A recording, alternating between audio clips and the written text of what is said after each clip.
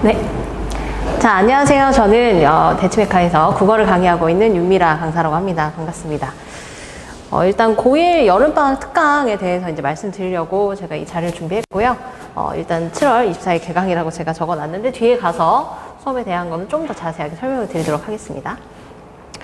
일단 어머님들의 고민이 다 똑같으실 것 같아요. 일단 국어를 공부해야 될 필요성은 이미 다 아실 테니까 제가 뭐 국어를 방학 때 꼭 해야 됩니다. 뭐 이런 말씀은 지금 굳이 드리지 않아도 될 것 같고요. 그러면은 해야 되는 건 알겠는데 방학 때 뭘 하면 좀 더 효율적으로 공부를 할 수 있고, 그리고 고민이 되게 많으시잖아요. 지금 뭐 내신도 잡아야 된다고 하고, 그렇고 또 방학 때는 수능에 대비해가지고 또 공부를 해야 될 것 같기도 하고, 그리고 어떤 영역을 또 잡아서 공부를 해야 될지, 지금 선택 과목으로 바뀌었다고 하는데 뭐 비문학이 좀 어렵다고 하는데 되게 여러 가지 고민이 많으실 것 같아요. 일단은 내신 당연히 준비를 해야 되고요. 1학년 때는 아무래도 내신이 좀 중요하고, 어느 정도 점수를 만들어 놓느냐에 따라서 이제 나중에 이제 어떤 뭐 정시 중심으로 갈 것인지 아니면 소시 중심으로 갈 것인지 결정을 하는 것이기 때문에 일단은 만들어 놓는 게 중요하기 때문에 내신도 당연히 생각을 하셔야 되고요. 그리고 수능 대비도 절대 무시할 수는 없습니다. 자, 그런데 이제 내신을 공부를 하면서도, 대비를 하면서도 이제 수능도 같이 밑바탕을 쌓을 수 있는 그런 수업이 필요하겠죠. 근데 이 수능이라고 하는 게 고1에 아무것도 지금 베이스가 없는 상황에서 그냥 막 방법론만 가르쳐 준다고 해서 되는 것은 아니거든요. 그래서 1학년 때는 어느 정도 지식적인 걸 조금 쌓아줘야 나중에 2학년, 3학년 올라가면서 그걸 베이스를 바탕으로 해서 문제풀이를 좀 더 수월하게 할 수 있게 되거든요. 자, 그러면 어떤 영역을 공부해야 되냐 했을 때 뭐 문법도 있고 독서도 있고 문학도 있고 여러 가지가 있는데, 1학년 교과서에는 이제 뭐 중심으로 실려 있냐면요, 문법하고 그 다음에 문학, 이 두 가지가 중점적으로 들어있다고 보시면 되고, 실제 이제 시험에서도 문법과 문학이 차지하는 비중이 꽤나 큽니다. 그래서 그거에 맞춰가지고 좀 공부를 하면 되는데요.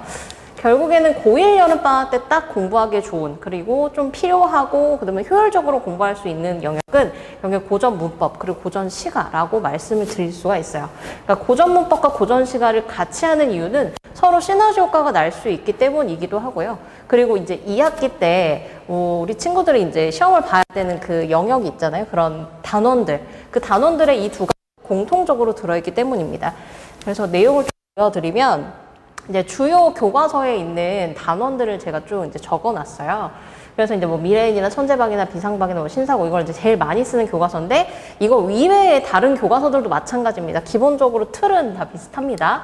그래서 일단 6단원에, 미래인 6단원에 보시면 한국문학의 흐름이라고 해서 향가, 이제 제망매가라고 하는 작품이 들어있고, 뭐 시조도 들어있고요. 그래서 저런 건 이제 고전 시가에 이제 해당이 되고, 그리고 9단원 정도에 가면은 이제 세종어제 훈민정음 용비어천가라고 하는 이제 고전 문법에 해당하는 그런 글들이 있어요. 근데 요런 패턴과 똑같이 이제 천재박으로 내려가도 뭐 고려가요나 가사나 이런 것들 다루고 있고, 세종어제 훈민정음은 사실 모든 교과서에 이제 다 들어가 있다고 생각을 해주시면 되고, 그리고 비상박도 지금 시조 가사 들어있고, 그리고 신사고에도 지금 향가, 시조 가사 이런 것들이 다 들어있습니다. 그러니까 전체적으로 공통적으로 지금 단원을 보시면 뭐 6단원, 7단원, 8단원, 9단원 이렇게 되어 있기 때문에 결국엔 2학기 시험에 해당되는 단원들의 대부분 이제 고전 문학이랑 그 다음에 그 고전 문법에 해당하는 것들이 이제 쭉 실려 있는 거를 보실 수가 있어요.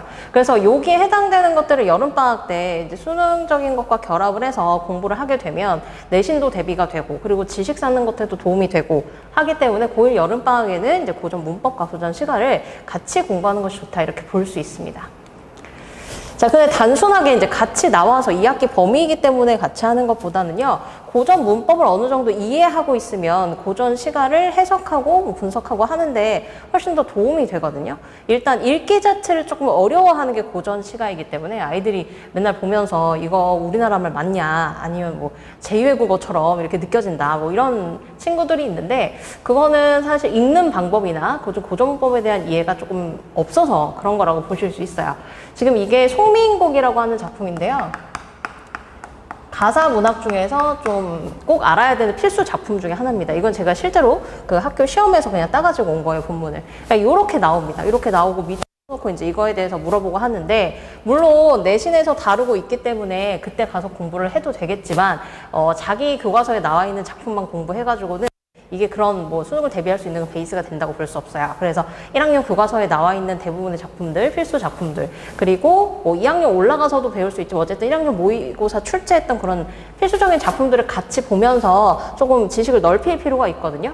자, 그런데 이걸 읽을 때 뭐 대가는 겨, 각시, 본뜻도 한겨이고 그냥 읽으면 되겠지만 해석을 해야 되기 때문에 그 해석을 하는 데 있어서 기본적인 원칙 같은 걸 알면 훨씬 더 쉽다는 거죠. 예를 들면 여기 가는이라고 하는 말이 있는데요. 저기서 원래로 치면은 이렇게 하고 아래야 이렇게 찍기 때문에 이거를 본 친구들이 있어요. 그러면 이걸 원칙을 알려주는 거죠. 아래야라고 하는 거는 지금 우리가 존재하는 그 음운은 아니지만 이게 첫 음절에서는 아로 읽고 그 다음에 둘째 음절 이후로 갔을 때는 이걸 으로 읽어야 된다라고 하는 기본적인 원칙만 알려줘도 저기서 대, 가, 난이 아니라 가, 는으로 해석할 수가 있게 되고요.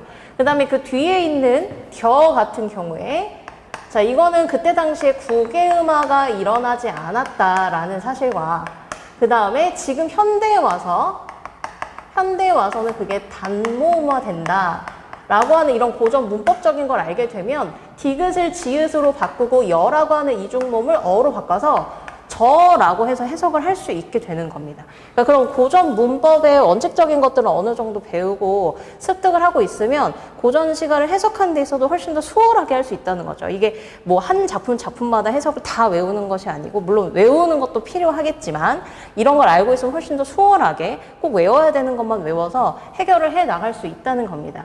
그래서 제가 고전 문법과 고전 시가를 같이 공부하는 게 꽤 중요하다. 그리고 필요하고 효율적으로 공부할 수 있는 라고 말씀을 드릴 수가 있습니다. 자, 그리고 이제 요거는 고전 문법에 똑같이 다 들어간다라고 하는 용비어천가를 제가 이제 가지고 왔는데요. 이 용비어천가 뿐만이 아니고 뭐 용비어천가 아니야. 훈민정음이요?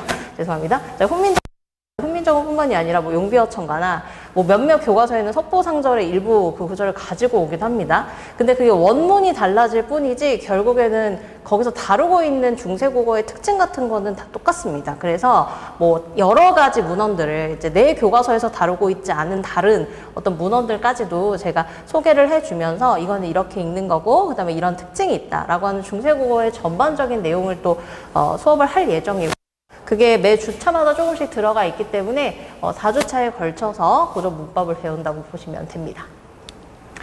자, 수업 구성에 대해서 좀 말씀을 드릴게요. 이게 총 4주 구성이거든요. 그래서 첫 번째 주차부터 이제 진행을 할 내용을 말씀드리면 이제 고전 문법에 대한 내용은 조금씩 다 들어가 있어요. 1주차부터 4주차까지 다 들어가 있고요. 저기 지금 날짜 조금 잘못됐는데 24일부터 시작이고요. 자, 고전 문법하고 고대가요, 향가 그리고 고려가요 요걸 다루고 있는데 사실은 고대가요 같은 경우에는 고1 교과서에서는 다루고 있지 않습니다. 그렇지만 꼭 알아야지만 그리고 가끔 선생님들 중에서 그 고대가요에 관련된 것들을 프린트로 이제 작성해서 나눠주시는 경우들이 있기 때문에 뭐 1학년 교과서에는 없지만 일단 기본적으로 알아야 되는 작품들은 고대가요부터 시작을 할 거고요. 그리고 같은 경우에는 뭐 제망매가 이런 것들은 모든 교과서에 대부분 들어있으니까 그런 필수 작품 그리고 뭐 창기파랑가라고 하는 뭐 필수 작품들 그리고 고려 가요들도 또 뭐 가실이나 서경별곡이나 이렇게 꼭 알아야지만 그리고 복이나 아니면 선택지로 또 자주 사용이 되는 그런 작품들이 있거든요. 그래서 그런 것들 다룰 예정입니다. 그리고 시조 같은 경우는 사실 그 교과서에서 다루고 있는 작품 수는 많지는 않아요. 그런데 시조가 좀 중요한 이유는 선생님들이 굉장히 외부 지문으로 많이 사용하는 그 장르 중에 하나가 바로 시조거든요. 이거는 그냥 갖다가 선택지로 넣어도 굉장히 좋고 그리고 보기로 넣기도 좀 간단하고 짧은 그런 작품들이기 때문에 시조는 많이 알면 알수록 이거는 2학년 올라가서 문학을 공부하는 데 있어서도 굉장히 도움이 된다고 말씀을 드릴 수가 있어요. 작품 많고요. 그래서 2주차에 시조만 제가 따로 또 빼놔서 공부할 수 있도록 해놨고 그리고 가사 같은 경우에는 아이들이 계속 제일 힘들어하는 영역 중에 하나죠. 길기도 길고요. 아까 보여드린 송민곡 같은 경우가 이 가사 문학에 해당이 되는데 뭐 어머님들이나 아버님들은 다 예전에 공부를 해보셨겠지만 그 가사라고 하는 게 사실 쉽진 않습니다. 그래서 그런 필수 작품들, 정철의 작품이나 아니면은 조선 후기의 뭐 박일로의 작품이나 아니면 뭐 허난설원의 작품들 뭐 이런 것들을 좀 미리 이제 경험을 하면서 되면서 가사에 대한 어느 정도 네, 면역력을 생길 수 있게끔 3주차에서도 가사만 좀 다룰 예정이고요.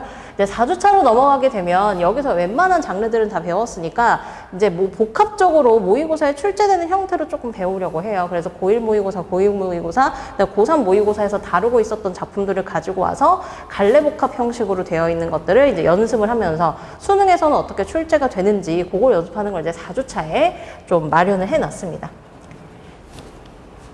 자, 수업 특징 좀 보여드릴게요. 일단 아까도 말씀드렸지만 고전 문법의 원리를 좀 이해하면 고전 시가가 훨씬 더 읽기가 쉬워지고 해석이 쉬워진다라고 말씀을 드렸잖아요. 그래서 고전 문법의 원리를 이해하고 그 다음에 그거를 좀 편하게 읽을 수 있는 방법을 학습하는 수업이라고 생각을 하시면 되고, 그리고 고1 기말고사에 해당하는 중세국어 내용 미리 학습하기 때문에 나중에 내신을 공부하는 데 있어서도 훨씬 더 수월하게 진행이 될 거라고 말씀드릴 수 있습니다. 자, 그리고 고전 시간은 고1 교과서에 수록되어 있는 작품, 그리고 모의고사에 기출되었던 그런 작품들을 중심으로 꼭 알아야 되는 필수 작품을 중심으로 아까 말씀드린 것처럼 갈래별로 매 주차별 학습이 가능하도록 구성을 해놨고요. 그리고 사실 특강은 내신하고 조금 다르게 이걸 마지막 주차에 이제 수업을 하고 난 다음에 그 주차에 해당되는 건 테스트가 조금 어렵기 때문에 다음 주에 와서 전주 걸 테스트하는 게 아니라 그 마지막에 그날 배운 내용을 테스트하게끔 제가 이제 만들어 놨어요. 그래서 그날 아이가 잘 소화를 했는지 성취도가 좀 괜찮은지를 이 테스트 점수를 통해서 알 수 있으실 것 같고, 그렇기 때문에 1주차부터 4주차까지 전부 다 테스트가 들어갑니다.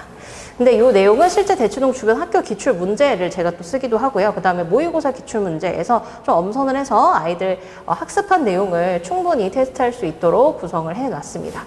자, 그런데 그 테스트만 보고 그냥 바로 집에 가고 몇 점이다 하고 딱 그냥 알려주는 것보다는 내가 이렇게 테스트를 봤는데 이게 왜 틀렸고 이게 어떤 거였구나 라고 풀이는 그 자리에서 바로 듣는 게 가장 효과가 좋거든요. 그래서 틀린 문제 그 자리에서 바로 이해하고 또 바로 잡을 수 있도록 테스트 한 다음에 풀이 수업을 진행하고 집에 돌아가게 됩니다. 그래서 전체적인 구성은 이제 수업을 진행을 하고요. 테스트를 보고 그 테스트에 대한 채점을 마치고 난 다음에 풀이 수업을 듣고 집에 가는 형식. 그리고 이제 너무 상황이 안 좋다라고 하면 이제 마지막에 남아가지고 보충 설명을 조금 듣거나 아니면 질의응답 받을 수 있는 시간도 뒤에 조금 여유 있게 만들어 놨습니다. 네. 그리고 뭐 학습한 내용을 또 충분히 숙지할 수 있도록 제가 과제도 충분히 제공을 할 예정이에요. 그래서 응용 문제나 아니면 모의고사 기출 문제. 근데 그 작품을 또 훈련할 수 있는 문제들이 또 있어요. 그래서 그런 것들을 제공을 해서 배웠던 작품을 집에 가서 충분히 숙지할 수 있도록 만들어 놨고요. 그리고 과제는 점검을 당연히 해야겠죠. 저희 조교쌤이 나와 주셔서 개별마다 오답 체크를 다 하고, 그리고 채점은 했는지, 그리고 오답은 잘 되어 있는지 이런 거를 좀 꼼꼼하게 봐서 몇 % 뭐 완료했습니다 라고 해서 피드백하는 문자로 다 보내드릴 거예요. 그리고 과제가 미흡한 학생은 나중에 저랑 좀 끝나고서 상담을 좀 진행할 수도 있다는 점 알려드리고요. 그리고 복습 가능할 수 있도록 매 수업 영상은 촬영을 하게 됩니다. 그래서 촬영을 해서 제 개인 유튜브에 업로드를 하고, 신청 학생 같은 경우에는 제가 링크를 제공을 하면 집에서도 다시 한번 복습할 수 있도록 제공을 하고 있습니다.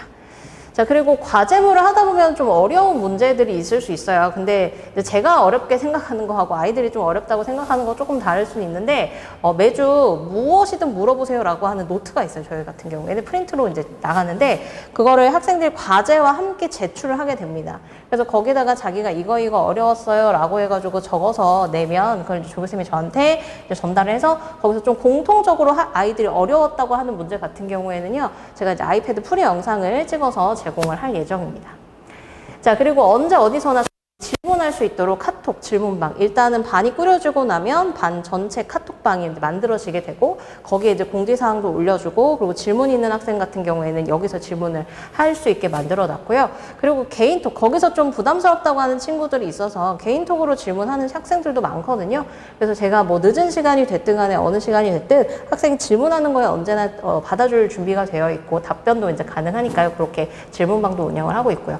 너무 이제 질문이 많고 설명이 좀 길게 필요하다라고 하는 친구들 같은 경우에 제가 좀 줌을 통해서 질문을 받기도 합니다. 그래서 아예 들어와서 뭐 얼굴 보고 있는 상태에서 목소리를 통해서 또 이제 질문을 받아주면 훨씬 더 수월하게 진행이 되기 때문에 어떤 형식이든 뭐 질문 뭐 해결이 안 돼가지고 못했다 이런 얘기는 안 나오게 할 자신이 있습니다.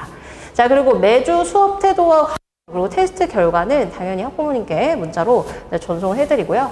그리고 만약에 뭐 좀 더 자세한 내용이 필요하다. 가끔 가서는 어머님들이 나는 필요 없다 이렇게 하시는 분들도 있는데 미리 얘기해 주시면 저희가 거기에 맞춰서 피드백 결과를 전송해 드리도록 하겠습니다.